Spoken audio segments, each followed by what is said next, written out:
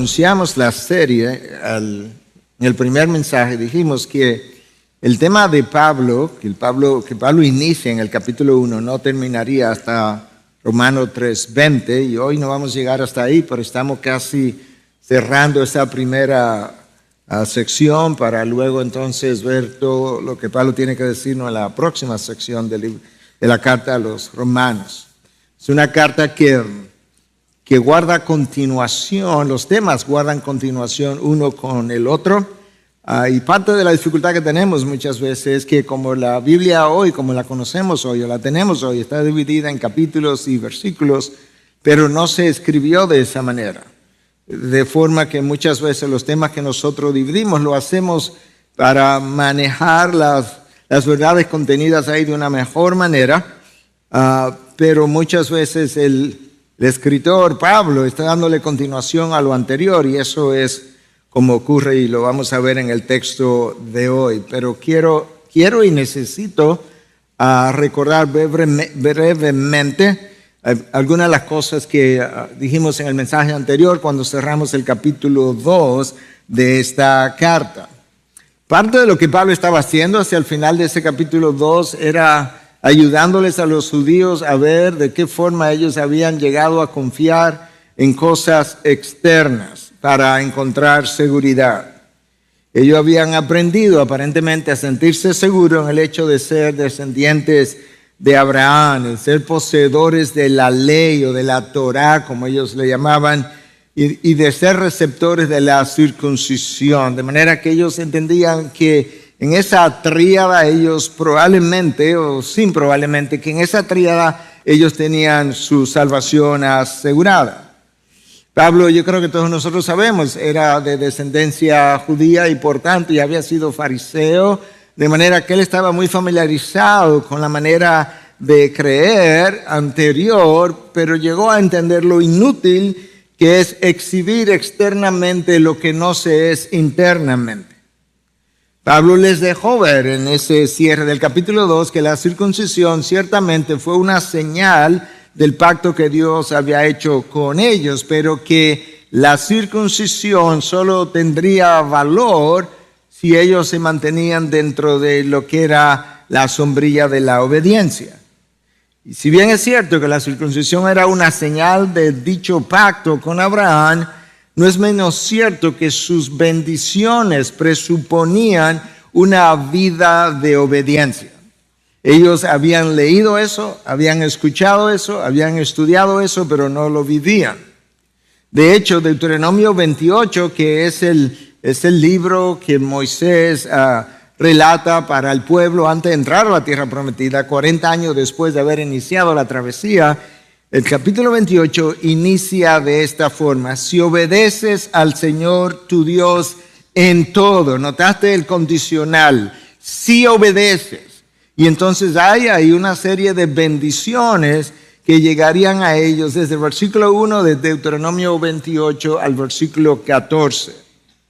Sin embargo, el próximo versículo, el 15, dice: pero si te niegas a escuchar al Señor tu Dios y no obedeces sus mandatos y los decretos que te entrego hoy, caerán sobre ti las siguientes maldiciones y te abrumarán. Y hay una lista extremadamente extensa ahí debajo, donde se describen las maldiciones que caerían sobre ellos. De manera que ellos no podían alegar que Dios no le había advertido que sin la obediencia no tendrían bendición y que tendrían todo lo opuesto. Eso fue dado antes de entrar a la tierra prometida. En ese momento, antes de cruzar el Jordán, Dios les aseguró y les dio promesas temporales para un reino temporal. En el Antiguo Testamento, las promesas de Dios fueron casi todas temporales, y las promesas incondicionales fueron pocas, y las que le fueron dadas a la nación de Israel como nación, no a individuos particulares, pero ellos estaban confiando de manera individual que todas las promesas eran incondicionales y no dependientes de obediencia por un lado, y que todas las promesas no eran simplemente para la nación, sino para individuos particulares. Y Dios va a cumplir sus promesas para la nación de Israel en un futuro, como bien nos dice Pablo más adelante en Romanos 11, pero por ahora Él ha pospuesto dichas bendiciones hasta cuando ese día llegue. Entonces, a lo largo de su historia, Dios permaneció fiel a su pacto con Israel, a sus promesas, pero mira cómo, Dios permaneció fiel a su pacto con Israel. Permaneció fiel a sus bendiciones ofrecidas y permaneció fiel a las maldiciones advertidas contra ellos en caso de desobediencia. Entonces ellos estaban muy orgullosos de un pacto, pero no estaban recordando las condiciones del pacto. Y el pacto, la señal del pacto era la circuncisión. Estaban muy seguros en el hecho de que ellos eran descendientes de Abraham, pero Pablo le dice en Romanos 9, no son todos hijos de Dios por ser descendientes de Abraham. Tú puedes ser descendiente de Abraham y no ser hijo de Dios. Pero el judío, sin llevar a cabo sus responsabilidades, el ser judío, sin llevar a cabo sus responsabilidades delante de Dios, no tenía ningún valor. Y eso era chocante para ellos escucharlo. Y de la misma manera se enorgullecían de tener la ley, la enseñaban, pero no la vivían. Y al enseñarla y no vivirla, terminaban condenándose mucho más. Pensemos por un momento. Imagínate que tienes una infección, vas al médico, el médico te la diagnostica, te da el tratamiento, tú vas a la farmacia, tú compras el antibiótico, pero luego que tienes el antibiótico en la casa no te lo tomas. La realidad es que tú perdiste el tiempo yendo al médico y yendo a la farmacia, perdiste el dinero comprando el medicamento, pero eventualmente terminabas perdiendo tu vida teniendo lo que podía salvarme. Así le ocurrió a los judíos al entrar a la tierra prometida. Yo creo que le ocurre a mucha gente que escucha las buenas nuevas del Evangelio. El judío había aprendido, pero creo que eso ha continuado hasta el día de hoy. Hemos aprendido a lucir bien estando mal. Peor aún, hemos aprendido a sentirnos bien estando igualmente mal, simplemente adormeciendo nuestra conciencia o comparándonos con otros que están peor que nosotros. Pablo, como médico del alma, quiere ayudar a los judíos a encontrar su enfermedad y su cura. Me gustó mucho una ilustración de Daniel Doriani en su comentario sobre Romanos, porque se relaciona con la otra profesión que ejerzo, que es la de ser médico. Y él dice que imagínate que un paciente va al médico porque tiene un dolor de cabeza extremadamente severo. El médico lo somete a una serie de estudios y descubre que el paciente realmente tiene un tumor cerebral. Pero él no quiere darle una mala noticia al paciente. Y un día, pasó toda la noche sin dormir, pensando qué él iba a decir al paciente. Y al otro día, él se despierta, llama al paciente y le dice, Señor, tengo buenas noticias para usted. Yo sé que su dolor de cabeza es severo, pero se le va a quitar en poco tiempo. Y con eso el Señor pues cobra entusiasmo, la preocupación que él tenía se le va, pero el Señor va a morir. A eso le llamaríamos una mala práctica y probablemente el médico pierda su licencia y termine en la cárcel. Bueno, ese hubiese sido el caso del apóstol Pablo, porque él conocía la enfermedad y de él hablarle de bendiciones sin hablarle de su desobediencia y la cosecha de la misma, él hubiese incurrido en el mismo problema o pecado. Y lo mismo ocurre con el pastor cuando ministra o predica a las ovejas y conociendo su enfermedad no le habla de su enfermedad. Y de hecho, eso era lo que el apóstol Pablo no estaba dispuesto a hacer. Yo no sé para el resto de los pastores de la Iglesia de Cristo en general, pero para mí esa es una de las labores más difíciles del pastorado y al mismo tiempo la más necesaria. Y es predicar la palabra de una forma que aquellos que escuchan puedan encontrar y nosotros los que leemos y enseñamos podamos encontrar nuestra enfermedad y nuestro pecado. Por eso es que Pablo al final del capítulo 2 ha cuestionado la tenencia de la ley en ellos. Ha cuestionado la descendencia étnica de Abraham y la posesión de la circuncisión como sombrillas de seguridad espiritual. Y Pablo mencionó que la circuncisión que verdaderamente tiene valor es la circuncisión del corazón, de la cual ellos no conocían absolutamente nada, aunque Jeremías había hablado de esto y aún Moisés en Deuteronomio había hablado de una circuncisión del corazón, y que esa circuncisión no se lleva a cabo por medio de la letra o de la letra de la ley o de la ley misma, sino por medio del Espíritu de Dios y no por un instrumento cortante que pudiéramos llamar bisturí en el día de hoy. Entonces ahora, como Pablo ha confrontado todo eso, Pablo anticipa las objeciones a su enseñanza. Él anticipa en el capítulo 3 lo que muchos estarían pensando o respondiendo, y él entra o construye lo que llamamos una diatriba, que la mencionamos en el primer mensaje, creo. Una diatriba es básicamente es una construcción del lenguaje, del lenguaje comunicativo, donde tú te imaginas, a veces yo hago eso a la hora de preparar el mensaje, te imaginas personas ahí en el público que van a tener objeciones a lo que vas a enseñar. Y entonces tú anticipas la objeción, construye la pregunta y tú mismo traes la respuesta. De hecho, la carta a los romanos casi entera, pudiéramos decir que es como una diatriba. Pero tiene porciones donde esto se ve mucho mejor. Entonces ahora, habiendo dicho todo eso, habiéndoles dicho la necesidad que tenía de introducir todo eso, escucha ahora la diatriba de Pablo en Romanos 3, del 1 al 8. ¿Cuál es entonces la ventaja del judío? Tú ves que esto tiene todo que ver con lo que acabamos de resumir. Si eso es así en cuanto a la circuncisión, si es así en cuanto a la descendencia de Abraham, si es así en cuanto a lo que es la tenencia de la ley, entonces, ¿cuál es la ventaja del judío? ¿O cuál es el beneficio de la circuncisión? Esa es la pregunta. Respuesta: grande, en todo sentido. En primer lugar, porque a ellos le han sido confiados los oráculos de Dios. Entonces, ¿qué?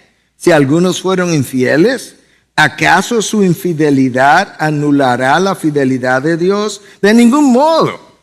Antes bien, sea hallado Dios veraz, aunque todo hombre sea hallado mentiroso, como está escrito, para que sea justificado en tus palabras y venzas cuando seas juzgado.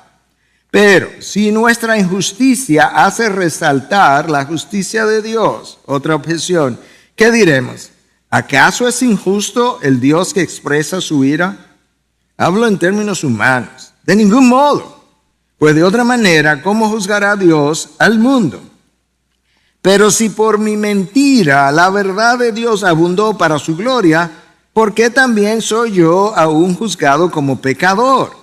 ¿Y por qué no decir, como unos nos calumnian y como algunos afirman que nosotros decimos, hagamos el mal para que venga el bien? La condenación de los tales es justa. Ya con esa última pregunta, Pablo dice, yo no voy a perder el tiempo, no la voy a responder. Esos que preguntan de esa manera, si Dios lo condena, es justo que sean condenados. El texto, como está escrito, como Pablo lo construyó, es un tanto quizá complejo. Yo voy a tratar de ir simplificando, ilustrando lo que él está tratando de hacer. Pero aquí hay 4 objeciones que Pablo se imagina que algunos tendrán, o quizás son objeciones que él ha encontrado a lo largo del camino. Pablo tiene 25 años ya de haberse convertido, tiene 3 viajes misioneros, y él tiene una experiencia X. Entonces, ¿cuál es la ventaja del judío? ¿Cuál es el beneficio de la circuncisión? Bueno, él dice, en todo. En primer lugar, Dios los escogió a ustedes. Escogió a Abraham y escogió a su descendencia. Pero Dios los escogió para ser una nación santa. ¿Tú te imaginas el privilegio que es que de entre todos los pueblos que Dios pudo haber escogido, el pueblo judío, a quien Dios le dice a través de Moisés, ustedes eran el más pequeño de todos los pueblos, los escogió para ser una nación santa? De hecho, antes de Dios otorgarle la ley en Éxodo 20, Dios le dice en Éxodo 19, 5 y 6, ahora pues, si en verdad escuchan mi voz y guardan mi pacto, condición, serán mi especial tesoro entre todos los pueblos, porque mía es toda la tierra. Ustedes serán para mí un reino de sacerdotes y una nación santa. Estas son las palabras que dirás a los israelitas. ¡Wow! Al pueblo le agradó escuchar que Moisés le dijera, mira, pronto Dios te va a dar su ley, voy a subir al monte, prepárense, pero esto es lo que Dios está diciendo antes de recibir la ley. Él nos ha escogido como una nación para ser una nación santa y de reyes y de sacerdotes. A ellos les encantó escuchar tal bendición.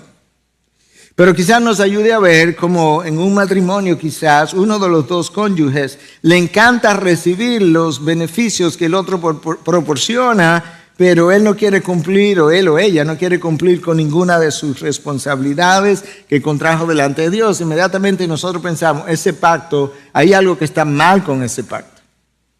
Entonces, a esa primera objeción que los judíos están levantando, podrían levantar, Pablo le da aquí una respuesta breve, pero cuando lleguemos más adelante, en Romanos 9 al 11, en el 2025, Pablo amplía la ventaja.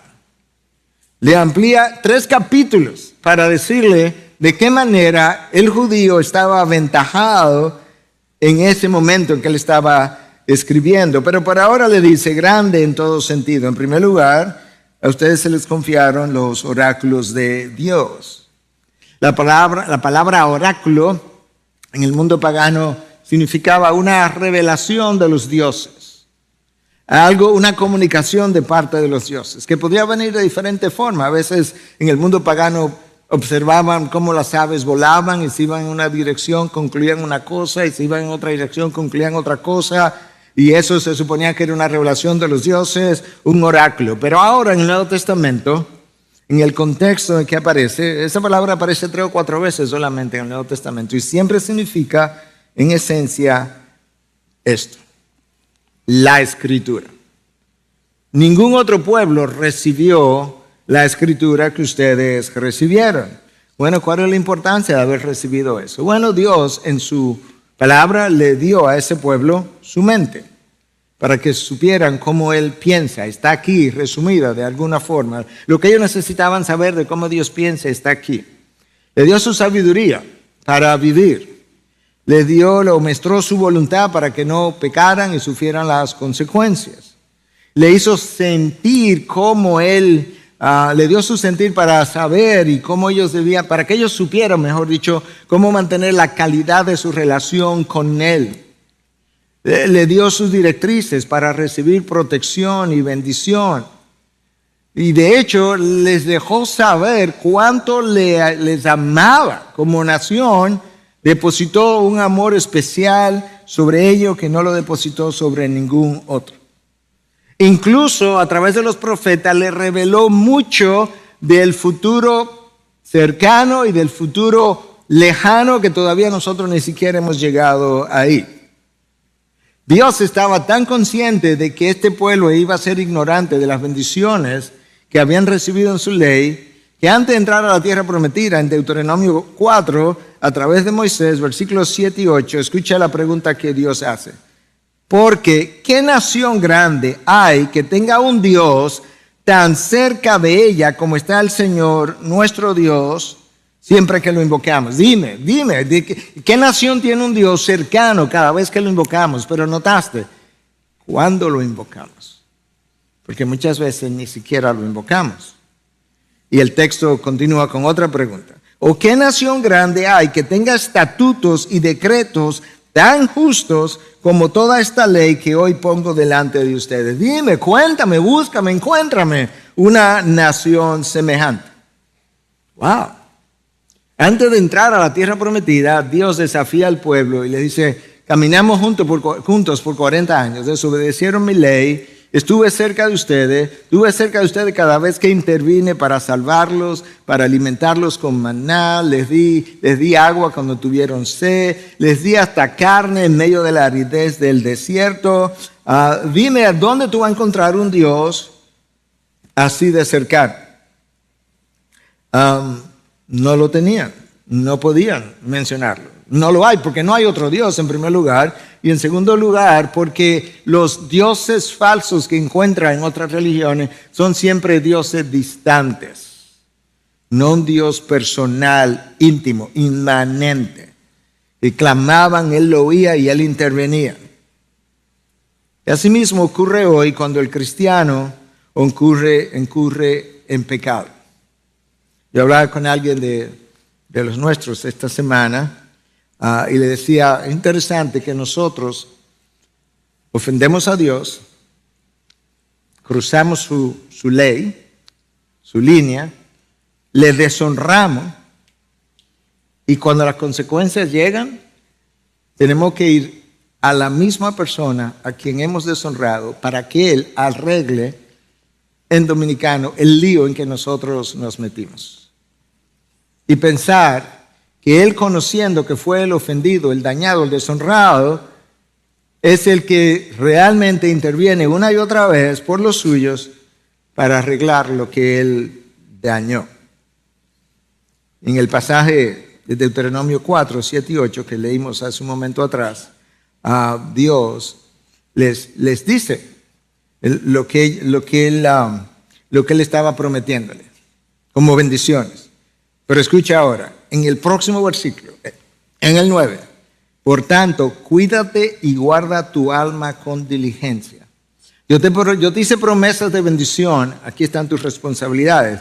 Cuídate y guarda tu alma con diligencia, para que no te olvides de las cosas que tus ojos han visto y no se aparten de tu corazón, responsabilidad, todos los días de tu vida, sino que las hagas saber a tus hijos y a tus nietos, responsabilidad. Te entregué bendiciones, promesas y responsabilidades.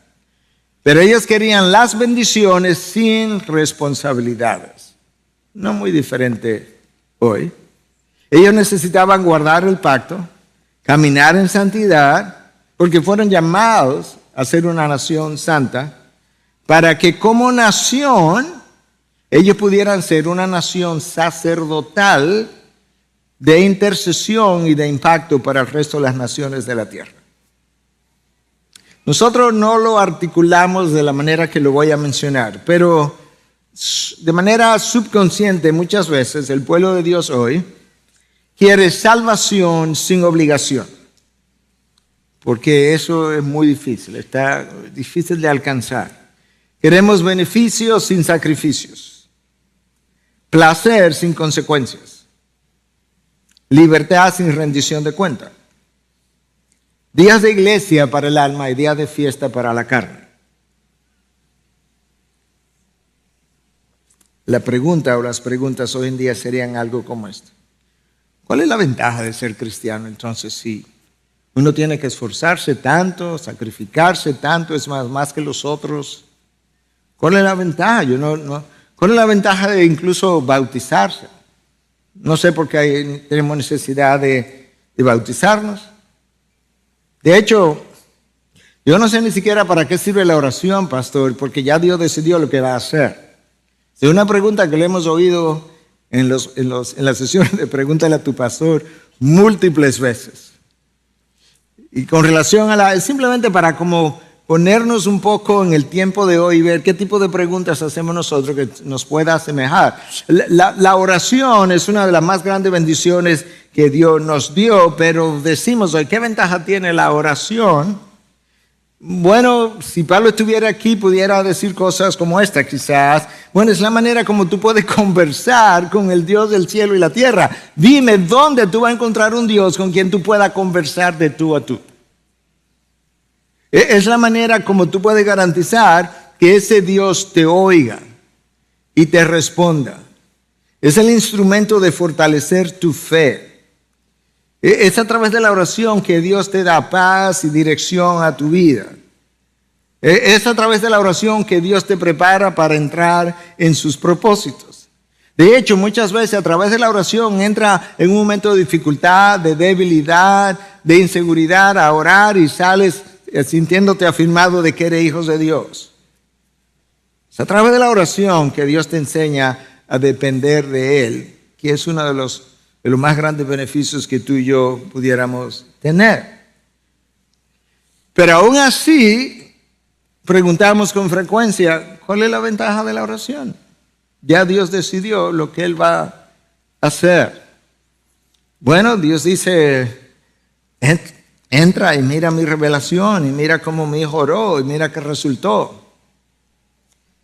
Entonces la pregunta, la objeción número uno de los judíos en ese momento para Pablo, la que él anticipa quizás es, ¿cuál es la ventaja de ser judío?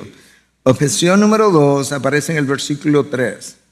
Déjame decirte cómo es articulada en la Nueva Traducción Viviente que la hace un poco más entendible. Es cierto, algunos de ellos fueron infieles, pero ¿acaso eso significa que porque ellos fueron infieles, Dios también será infiel? En otras palabras, sí, mira, es verdad que algunos, o muchos, tendríamos que decir, fueron infieles. Pero Dios no puede dejar de cumplir sus promesas, porque ya Dios nos hizo promesas. Entonces, ahora, porque unos fueron infieles, Dios va a ser infiel a las promesas que Él nos entregó. Se habían olvidado que el pacto implicaba bendiciones, pero con obediencia. La respuesta de Pablo en el versículo 4, entonces, de ningún modo. Es como, ¿cómo se te ocurre? Esa es una frase muy paulina, de ningún modo, de ninguna manera. Antes bien, se ha hallado Dios veraz, aunque todo hombre sea hallado mentiroso. Como está escrito, para que sea justificado en tus palabras y venzas cuando seas juzgado. Aquí hay una cita que alude al Salmo 116, 11, donde Dios reveló que todo hombre es mentiroso. No es que todo hombre pudiera en algunas ocasiones bajo cierta presión decir mentira. No, la condición interna, la naturaleza del ser humano caído es que es mentiroso. Nosotros decimos mentiras porque somos mentirosos. Dios siempre dice la verdad porque Él es veraz. ¿Tú ves cómo se da? Tanto en el caso de Dios como en el caso nuestro, hablamos de lo que somos. Decimos mentiras porque somos mentirosos. Dios dice verdad porque Él es veraz. Pablo dice, sea Dios veraz y todo hombre mentiroso. No es que Dios va a ser infiel, no, es que Dios reveló que las promesas de Él para ustedes se hacen realidad en el camino de la obediencia. Pero no puedes contar con esas bendiciones si el camino por donde transitas es el mismo camino del impío a quien Dios va a juzgar.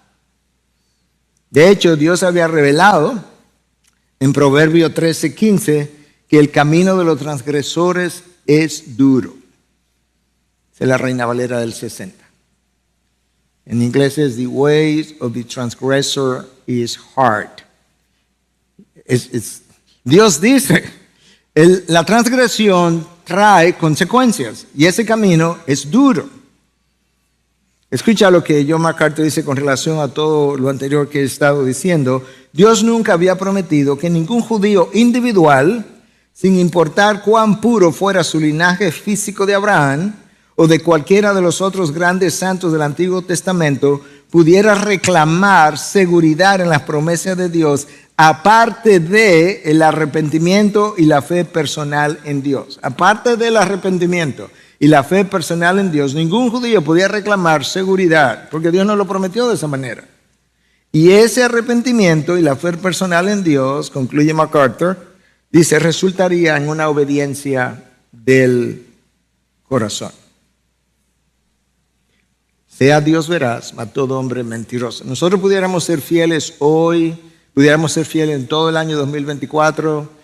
No hay garantía que en el 25 no vamos a ser infieles, porque eso es lo que nosotros somos en nuestra naturaleza caída, lamentablemente.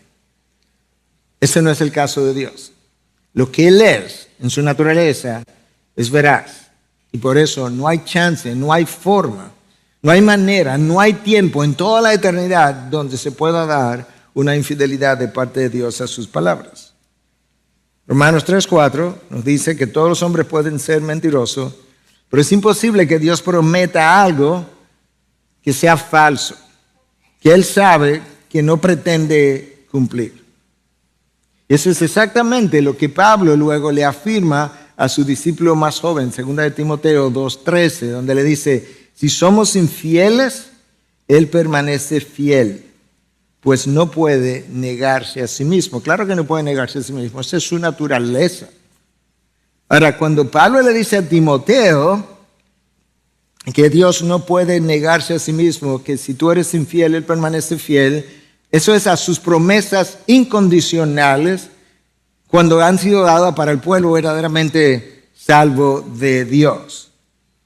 De manera que no es tanto que Dios es infiel, sino que muchas veces el hombre renuncia a las bendiciones prometidas por su Dios. ¿Y cómo renuncia? Desobedeciendo, caminando en otra dirección, en una dirección opuesta, donde Dios no está bendiciendo, que sería el camino de la desobediencia.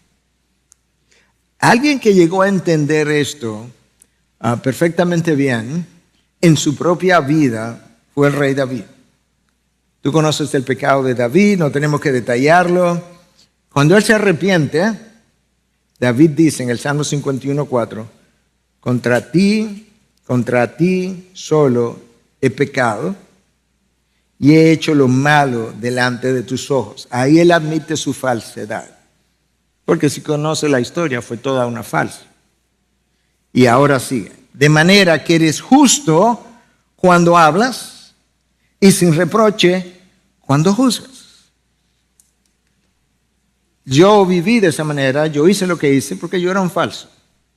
Yo lo admito. Por eso pequé contra ti.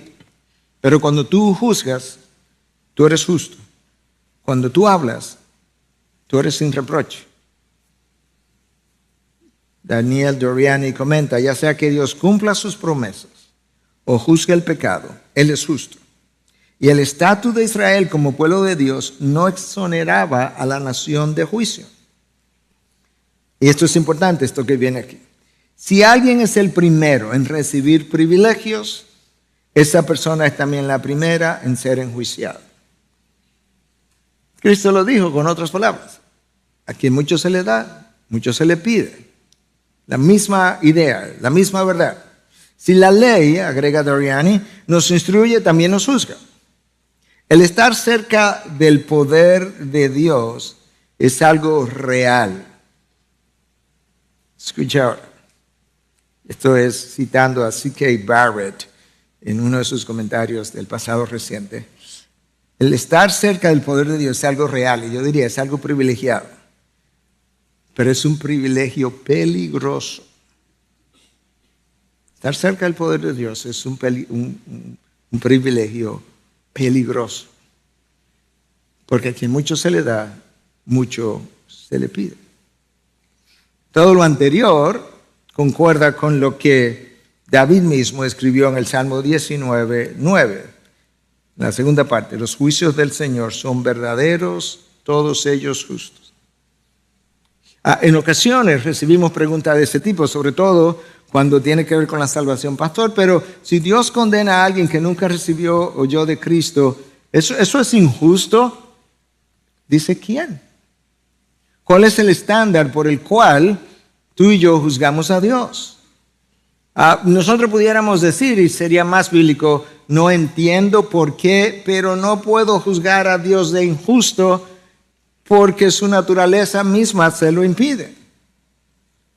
Entonces, el problema con nosotros, cuando no vemos que Dios sigue siendo fiel en medio del juicio que hace, es que no es que Dios es infiel a sus promesas, es que mi pecado nubla mi entendimiento. Nos vuelve irreverentes o irracionales. El pecado acentúa nuestro egocentrismo.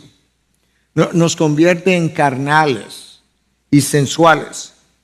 Y todo lo anterior simplemente por cambiar la verdad de Dios por la mentira. Básicamente. Tan sencillo como es. Tú ves las consecuencias enormes que tiene una acción sencilla. Imagínate que yo suba a un edificio de 2 o 3 plantas y desde el techo diga, la gente habla mucho de la fuerza de la gravedad, pero yo no creo en eso. Yo lo proclamo que eso no va a estar contra mí. Lo cancelo. Yo cancelo la fuerza de la gravedad. Han oído ese lenguaje, ¿verdad? Me tiro del 3er piso y me mato. Te das cuenta que por una acción sencilla y por un cambio de la verdad, de la verdad por la mentira, yo perdí mi vida. Eso se da en el ámbito físico, lo mismo que en el espiritual. Lo único que en el ámbito espiritual es de mucho mayor consecuencias. Confesión número 3, el versículo 5. Pero si nuestra injusticia hace resaltar la justicia de Dios, ¿qué diremos? ¿Acaso es injusto el Dios que expresa su ira? Ya lo dice, hablo en términos humanos. Él va a responder a ese argumento. El argumento está como un poco confuso, pero déjame decirte qué es lo que está diciendo. Lo que Pablo está diciendo es, algunos dirían, si al pecar, nuestro pecado muestra cuán justo es Dios, ¿no es injusto que Dios me castigue? O sea, si mi mal hace lucir mejor a Dios, entonces como injusto que Él me aplique la vara. Si mi pecado hace ver a Dios más santo, entonces es algo bueno. Es como que el fin justifica los medios. Y si es algo bueno, yo no debiera ser castigado cuando yo peco. Si Dios luce más santo, eso es bueno. Pablo responde, de ningún modo. Pues de otra manera, ¿cómo juzgaría Dios al mundo? En otras palabras, Dios tendría que quitarse de juez del cielo y la tierra, porque Él no podría ni siquiera llevar a cabo esa acción. Escucha cómo la Nueva Traducción Viviente articula este argumento. Sin embargo, algunos podrían decir, nuestro pecado cumple un buen propósito, porque muestra a otros lo justo que es Dios. ¿No es injusto entonces que Dios nos castigue? Y eso es lo que Pablo dice. No, yo estoy hablando como un humano. Claro que no es injusto. Porque tú no podemos convertirnos de repente en un utilitarista. Si Dios luce más justo, entonces yo no debo recibir pecado. La gente de Dios, que verdaderamente caminó con Dios, que conoció la ley, que meditó, escudriñó la ley y que vio la vida y su caminar a través de los lentes de Dios, entendieron perfectamente bien lo que Dios estaba tratando de comunicar. Escucha cómo Nehemías entendió la historia del pueblo de Israel, incluyéndose él mismo en dicha historia, de Nehemías 9, 32 al 35. Ahora pues, Dios nuestro, Dios grande, poderoso y temible. Escucha lo siguiente, que guardas el pacto. Tú sí, nosotros no, que guardas el pacto y la misericordia. No parezca insignificante ante ti toda la aflicción que nos ha sobrevenido a nuestros reyes, a nuestros príncipes, a nuestros sacerdotes, a nuestros profetas, a nuestros padres y a todo tu pueblo, desde los días de los reyes de Asiria hasta el día de hoy. Escucha, eso es verdad, es una calamidad enorme, pero tú eres justo en todo lo que ha venido sobre nosotros. Porque tú, esta es la frase clave, porque tú has obrado fielmente, pero nosotros perversamente. Ahí está.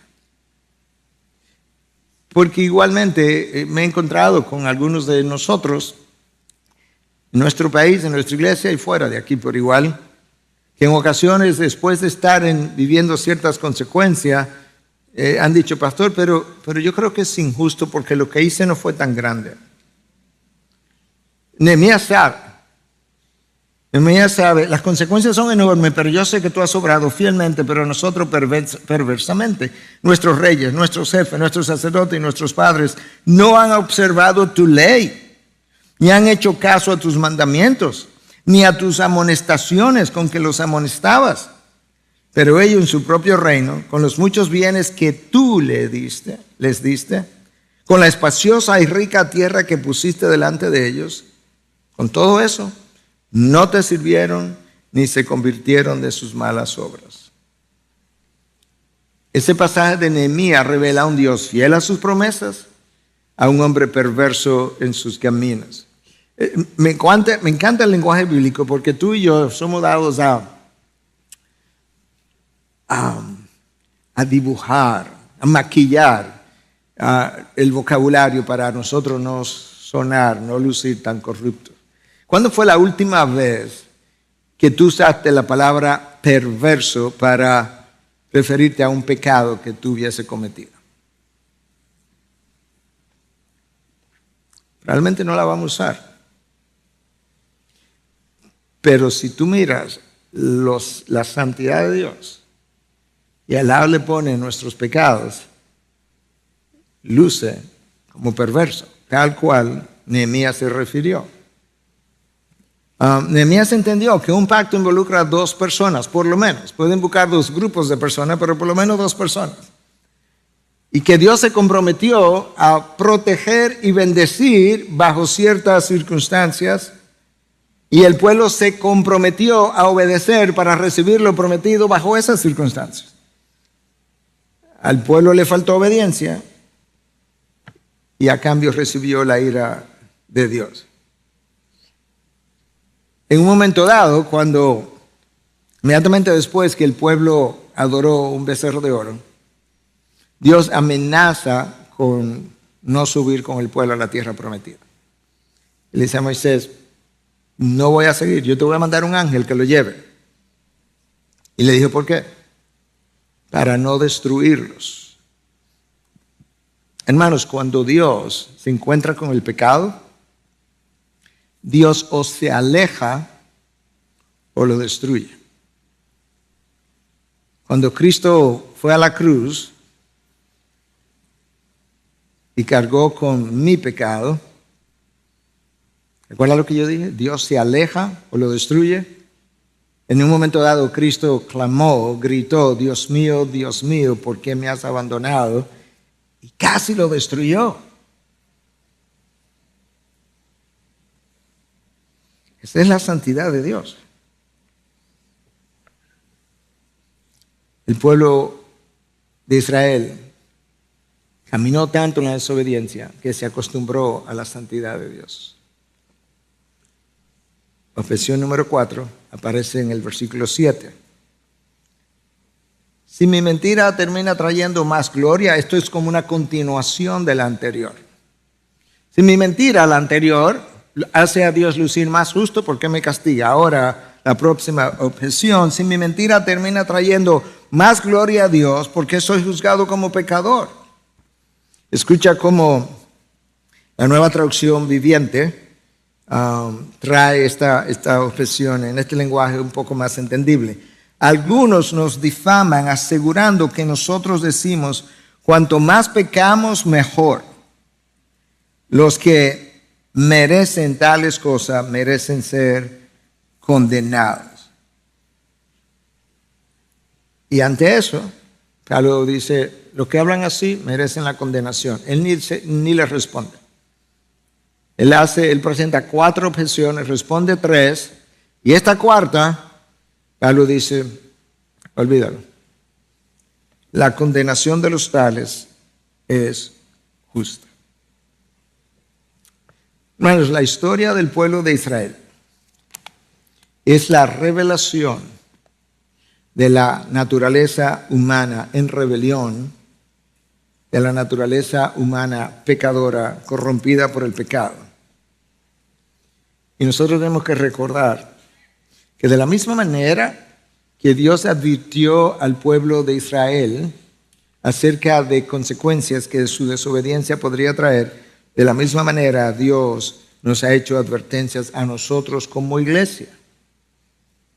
Escucha lo que Pedro escribe en su primera carta, en 4:17. Es un texto que hemos citado por lo menos parcialmente, porque ahora lo voy a citar desde el 17 al 19, y lo hemos citado por lo menos el 17, no hace mucho tiempo atrás, porque es tiempo de que el juicio comience por la casa de Dios.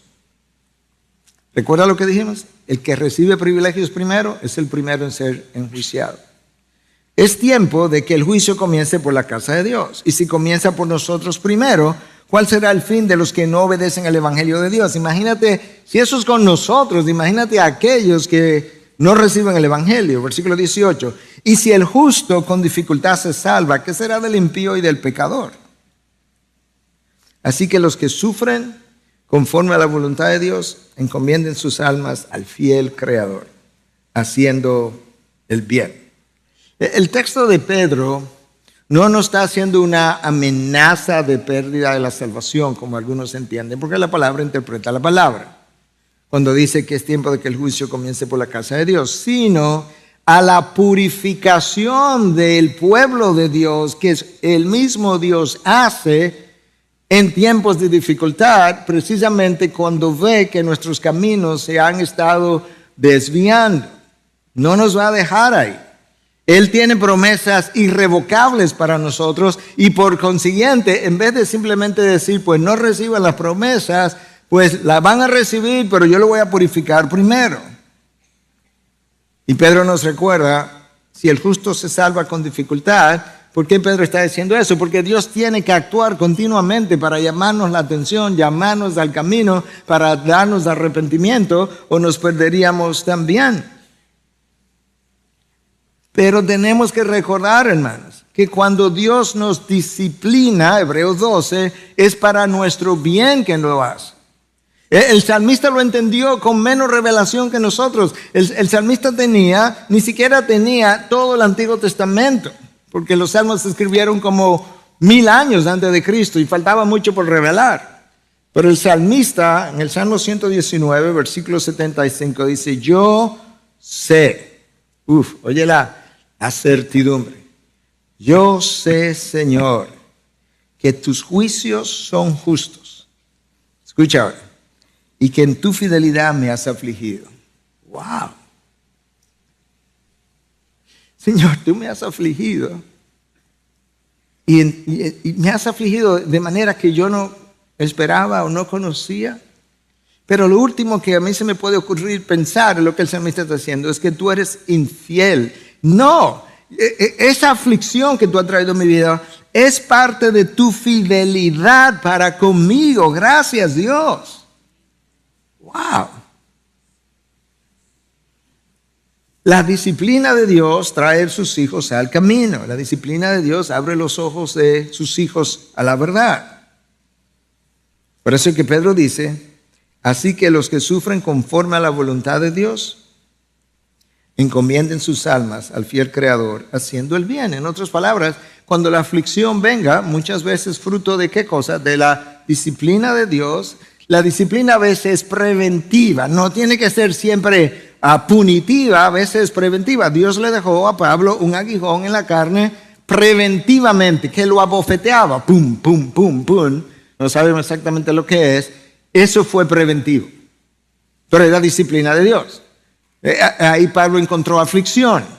Quizás eran las persecuciones, quizás eran las constantes acusaciones que venían de parte de sus hermanos judíos y de otros no judíos. ¿Quién sabe? Pero le dejó algo como para evitar que él se fuera a enorgullecer. Pero otras veces es punitiva. Y lo que Pedro está diciendo es, encomiéndense al Señor, al fiel Creador, fiel, subraya esa palabra, fiel Creador, haciendo el bien. No te irrites, no pagues mal con mal. Y escucha ahora el autor de Hebreos. Decía que de la misma manera que Dios advirtió al pueblo judío, nos ha advertido a nosotros como iglesia. Ahora estamos en el Nuevo Testamento, estamos en Hebreos 12, 28 y 29. Por lo cual, puesto que recibimos un reino que es inconmovible, demostremos gratitud mediante la cual ofrezcamos a Dios un servicio aceptable, ¿cómo? Con temor y reverencia. No seas irreverente cuando le ofrezca algo a Dios. No sea superficial. No seas, ¿cuál es la palabra que frecuentemente usamos nosotros? Ordinario, cotidiano. ¿Por qué? Porque nuestro Dios es fuego consumidor. O consume al pecador en la eternidad, o consume mis pecados o mi vida de pecado antes de que yo me condene. La historia de la nación de Israel y la historia de la iglesia en 2000 años es la historia de la naturaleza humana rebelada contra Dios, contra el Dios creador del cielo y la tierra y el juez del mismo cielo y de la misma tierra. De la manera como ellos se comportaron, déjame decir esto con cuidado porque hay una palabra clave ahí, es la misma tendencia con la que nosotros, o es la misma forma con la que nosotros tendemos, esa es la palabra, a comportarnos.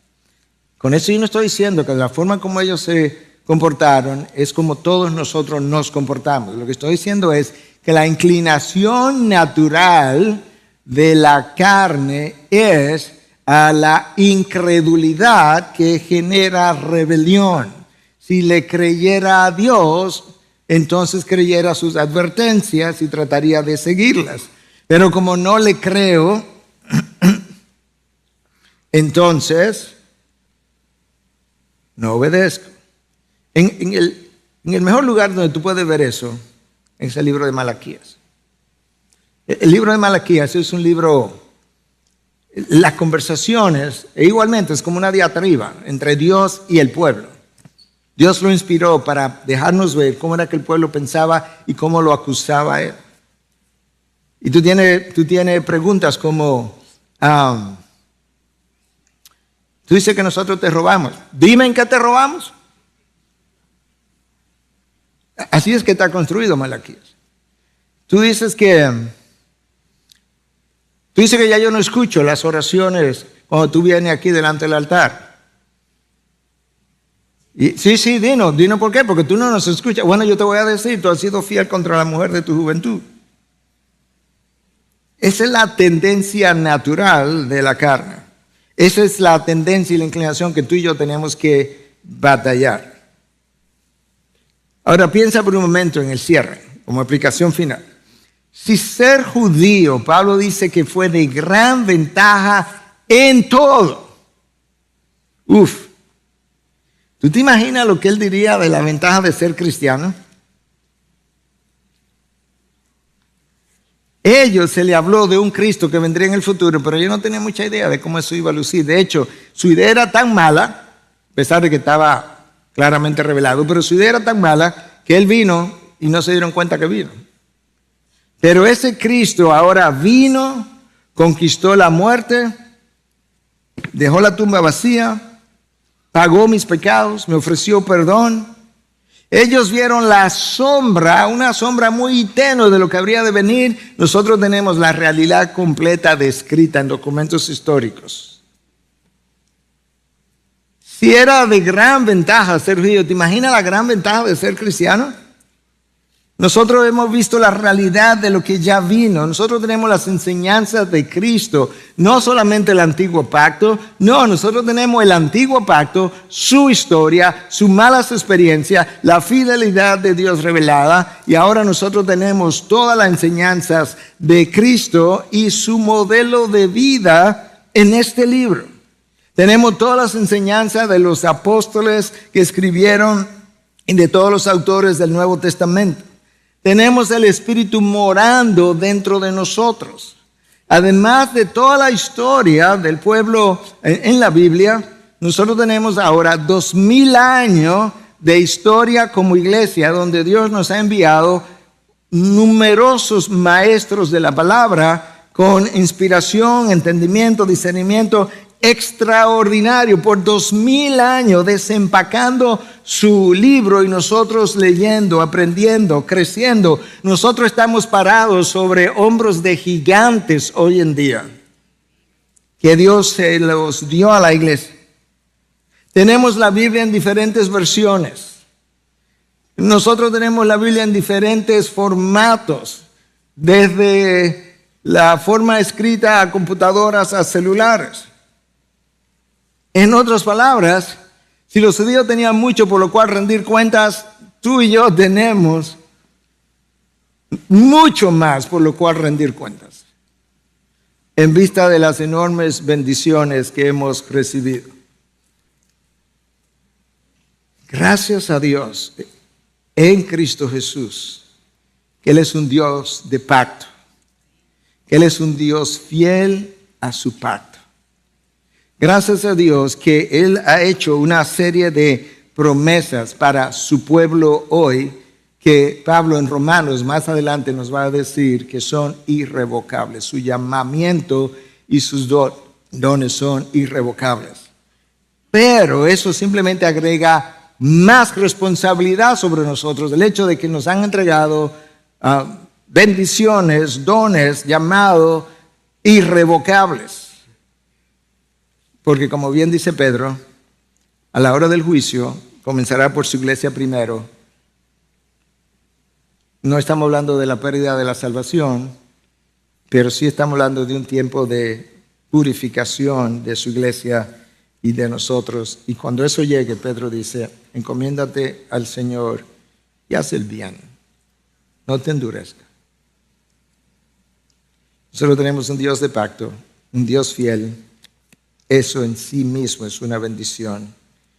Y eso es todo a expensa de Cristo. Tu bendición, no importa lo pequeño o lo grande que sea, es a expensa de Cristo. Es a expensa no de un gasto en efectivo que Cristo hizo, pero sí un gasto moral de tener que venir y rendirse como se rindió. De manera que quizás este texto nos pueda ayudar a mostrar a Cristo mejor y a mostrar su gloria a través de su verdad, como cantamos, y a vivir bajo la fidelidad de ese Dios. Padre, gracias. Gracias por tu palabra, gracias por tu historia con tu pueblo, gracias por revelarla a nosotros, gracias por levantar al apóstol Pablo para enseñarnos cómo somos, qué debemos evitar, cómo argumentamos contigo y cómo debemos responder también de otra manera. Todo enseñado por ti, Dios. Gracias porque incluso cuando nosotros tropezamos y caemos por haber transgredido tu ley, tu santidad, es a ti que tenemos que ir para que tú mismo resuelvas lo que yo dañé. De manera que gracias por esa fidelidad a lo que tú has pactado con tu pueblo. En Cristo Jesús. Amén.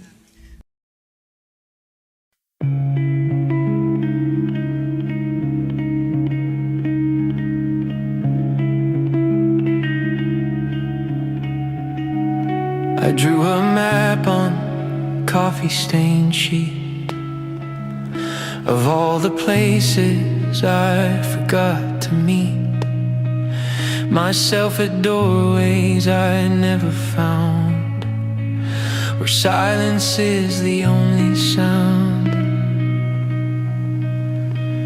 I marked an X where time stood still, and circled places I couldn't feel. The roads were crooked, lined with light, but none of them turned out quite right. So many paths with no goodbye. So many days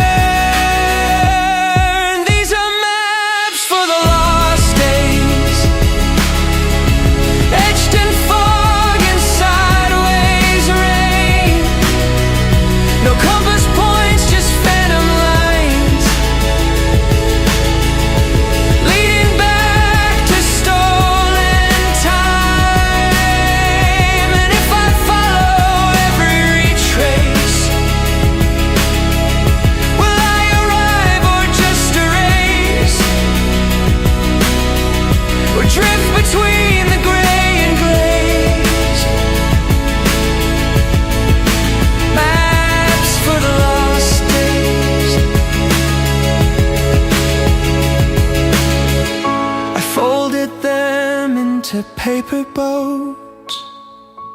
Let rivers carry all my notes, and though the ink begins to run, the journey's end is not undone. These are maps for the